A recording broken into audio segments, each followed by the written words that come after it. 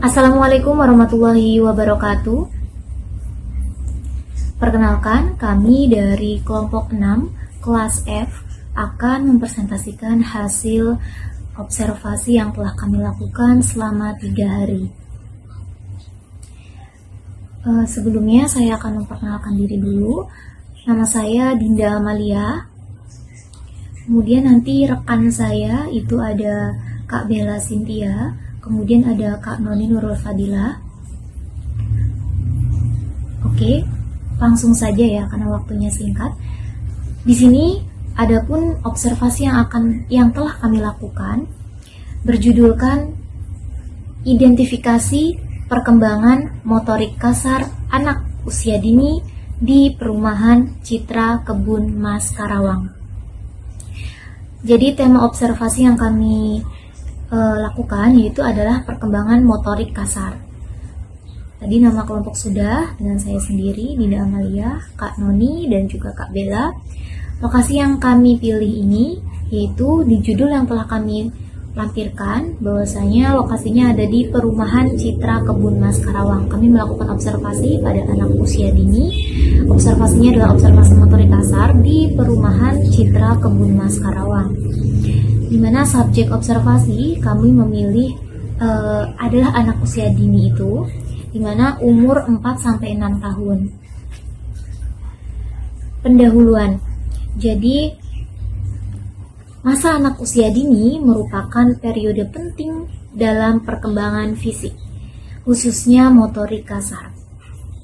Jadi dalam anak usia dini ini memiliki periode penting nih dalam perkembangan fisiknya, di mana motorik kasarnya khususnya dalam motorik kasar. Motorik kasar mencakup kemampuan anak dalam menggunakan otot-otot besar seperti berlari, melompat, menjaga keseimbangan, serta mengkoordinasikan gerakan tubuh. Lingkungan tempat anak bermain seperti area perumahan memiliki peran penting dalam memberikan kesempatan anak untuk bergerak aktif dan mengeksplorasi kemampuan motoriknya. Adapun fenomena yang kita amati secara langsung di Perumahan Citra Kebun Mas Karawang itu yaitu berdasarkan pengamatan awal di lingkungan Perumahan Citra Kebun Mas, terlihat bahwa anak-anak menunjukkan variasi aktivitas bermain. Sebagian anak tampak aktif berlari, melompat, berpindah tempat, sementara anak lainnya lebih sering melakukan aktivitas dengan gerakan terbatas. Jadi ada anak yang aktif berlari, kemudian tapi ada beberapa yang hanya memainkan mainan sambil duduk. Adapun rumusan masalah dari observasi kami yaitu bagaimana gambaran aktivitas motorik kasar anak usia dini saat bermain di lingkungan perumahan. Tujuan observasi kami mengetahui dan mendeskripsikan bentuk-bentuk aktivitas motorik kasar yang muncul pada anak usia dini saat bermain di lingkungan perumahan. Adapun landasan teori yang kami pakai di sini ada motorik kasar, yaitu motorik kasar adalah kemampuan melakukan gerakan yang melibatkan otot-otot besar tubuh seperti berjalan, berlari, melompat, menendang, dan menjaga keseimbangan, di mana ini merupakan teori dari Gallego dan Donnelly. Adapun pengertian dari anak usia dini berada pada rentang 4-6 tahun, yaitu masa perkembangan paling pesat yang membutuhkan stimulasi optimal, termasuk pada aspek fisik dan motorik. Bermain merupakan aktivitas utama anak yang menjadi sarana alami untuk mengembangkan kemampuan motorik kasar melalui eksplorasi gerak, interaksi sosial, dan aktivitas fisik yang menyenangkan. Jadi, keterkaitan antara teori yang kita pakai dengan data lapangan, yaitu teori motorik kasar menjelaskan bahwa anak usia dini belajar mengembangkan kemampuan gerak melalui aktivitas bermain. Hal ini terlihat dari perilaku anak saat bermain di lingkungan perumahan seperti berlari, melompat. Ini menunjukkan adanya stimulasi motorik kasar secara alami. Jadi secara alaminya motorik kasar itu ada dalam kita melihatnya melalui aktivitas bermain itu. Kemudian adapun di bagian metodologi observasi, kita menggunakan definisi operasional terkait bahwasanya motorik kasar adalah penelitian ini pada penelitian ini didefinisikan sebagai kemampuan anak usia dini dalam melakukan gerakan yang melibatkan otot-otot besar, yaitu seperti berlari, melompat, menjaga keseimbangan, dan mengordinasikan gerakan tubuh. Adapun indikator perilaku yang kami amati itu ada 5, yaitu ada agility and balance, yang mana kelincahan dan keseimbangan. Jadi nanti kita akan mengamati bagian kemampuan anak untuk bergerak dengan cepat, berpindah arah, serta menjaga keseimbangan tubuh saat dia maupun bergerak. Kemudian ada strength and postural control, itu adalah kekuatan dan kontrol postur, kemampuan anak menggunakan kekuatan otot untuk menopang tubuh dan menjaga posisi tubuh tetap stabil saat beraktivitas. Kemudian nanti juga ada praksis dan motor planning, yaitu kemampuan anak merencanakan dan melakukan rangkaian gerakan secara terarah sesuai dengan situasi bermain. Kemudian ada locomotor skill, kemampuan gerak lokomotor, yaitu kemampuan anak melakukan gerakan berpindah tempat seperti berjalan, berlari, dan melompat. Kemudian ada ball skill, jadi nanti kita telah melakukan, yaitu keterampilan mengontrol objek, kemampuan anak menggunakan tangan atau kaki untuk mengontrol benda seperti melempar, menangkap, atau menendang bola. Ada 5 hal yang akan kita telaah nantinya. Oke. Selanjutnya, jenis observasi yang kita lakukan itu adalah observasi partisipan dan sistematis, di mana observer terlibat secara terbatas dalam kegiatan bermain anak. Jadi kita nanti beberapa kali ikut mengarahkan, bahkan memperagakan permainan yang kita sampaikan kepada anak yang kita observasi. Kemudian ada teknik pencatatan data, kita menggunakan anecdote record dan juga checklist indikator motorik kasar. Adapun subjek observasi, itu ada anak usia dini. Untuk 2 observer menggunakan anak perempuan, kemudian untuk 1 observer anak laki-laki. Waktu dan tempat kita di Perumahan Citra Kebun Mas Karawang. Untuk waktunya kita masing-masing. Jadi untuk observer 1 melakukan di hari apa dan observer 2 di hari apa sesuai dengan jadwal kita.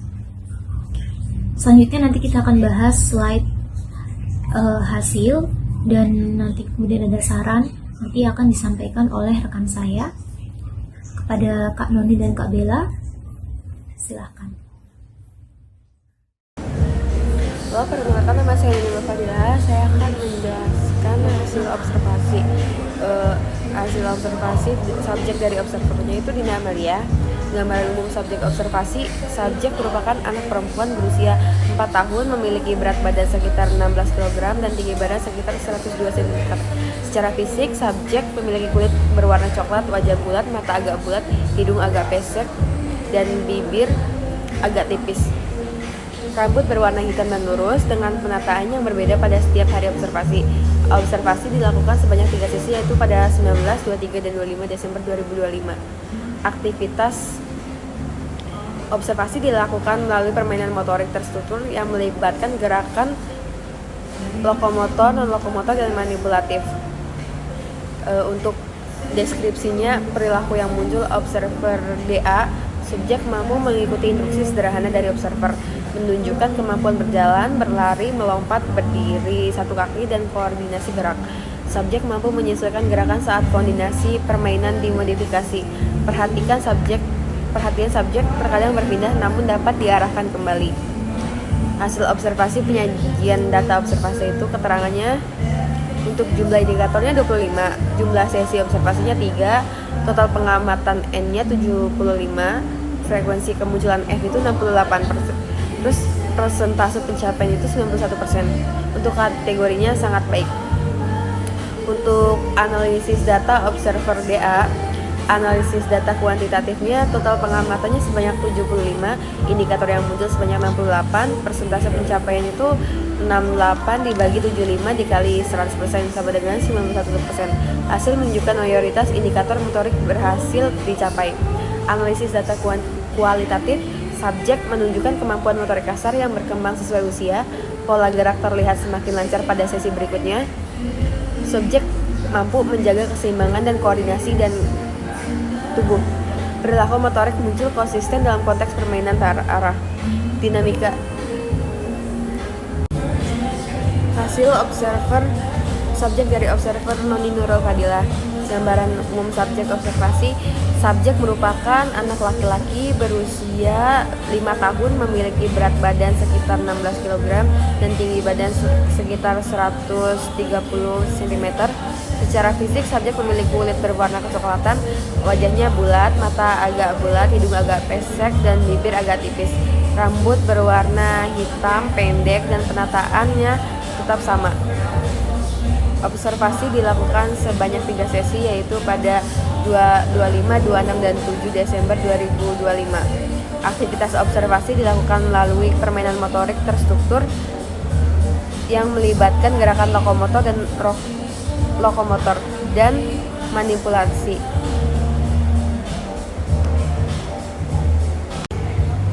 Deskripsi perilaku yang muncul. Subjek mampu berjalan di atas garis, berlari, melompat, dan berdiri satu kaki dengan cukup stabil. Subjek menunjukkan koordinasi gerak yang baik pada aktivitas zigzag dan perubahan arah. Subjek mampu menyesuaikan gerakan ketika kondisi permainan dimodifikasi. Pada beberapa percobaan awal, subjek terlihat terburu-buru namun mampu memperbaiki gerakan setelah diberikan arahan. Subjek menunjukkan respon positif seperti tersenyum, tertawa, dan berinisiatif mencoba ulang. Untuk penyajian data observasinya, keterangannya itu jumlah indikatornya 25, jumlah sesi observasinya 3, total pengamatannya 75, frekuensi kemunculannya 74, persentase pencapaian 98%, kategori perkembangan sangat baik. Analisis data kuantitatifnya, total pengamatan sebanyak 75 kali, indikator yang muncul sebanyak 74 kali, perhitungan persentase pencapaian 74 dibagi 75 dikali 100 sama dengan 98%.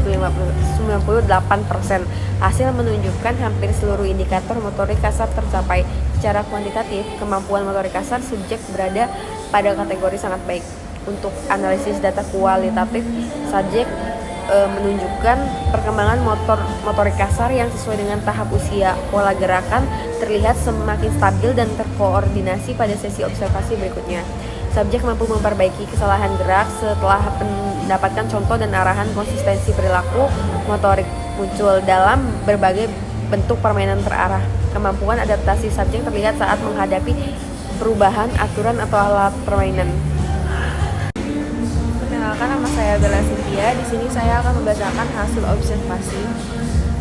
Subjek dari observer Bella Cynthia. Subjek merupakan anak perempuan berusia 4 tahun, memiliki tinggi badan sekitar 14 kg dan tinggi 104 cm.